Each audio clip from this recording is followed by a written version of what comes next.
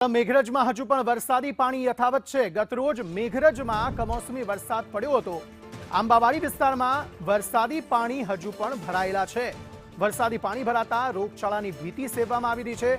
કાયમી વરસાદી પાણીનો નિકાલ થાય એ જરૂરી છે તેવું સ્થાનિકોનું કહેવું છે। સમગ્ર રાજ્યમાં ગઈકાલે જે કમોસમી વરસાદ થયો, જેમાં સૌથી વધુ વરસાદ અરવલ્લી જિલ્લામાં ખાબક્યો છે। ખાસ કરીને મેઘરજ તાલુકાની વાત કરીએ તો મેઘરજ નગરની અંદર આંબાવાડી વિસ્તારની અંદર ભારે પાણી ભરાયેલા હજુ પણ જોવા મળી રહ્યા છે।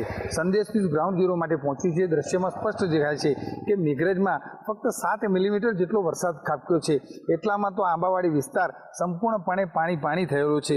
હજુ પણ જે પાણી છે એ આ વિસ્તારની અંદર ભરાયેલા જોવા મળી રહ્યા છે। તંત્રની જેને બેદરકારી કહેવાય કે કયા કારણસર આ પાણી ભરાઈ રહે છે।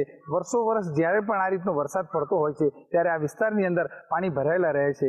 ભરાયેલા પાણીના કારણે મચ્છરજન્ય રોગોનો ઉપદ્રવ પણ અહીંયા રહેતો હોય છે। આસપાસના રહીશોને પણ ભારે મુશ્કેલીઓનો સામનો કરવો પડતો હોય છે। ત્યારે આ સામાન્ય વરસાદમાં ભરાઈ રહેતા પાણીનો કાયમી નિકાલ થાય એવી સ્થાનિક લોકો ઈચ્છી રહ્યા છે। જયદીપ પાટિયા સાથે શૈલેષ પંડ્યા, સંદેશ ન્યૂઝ।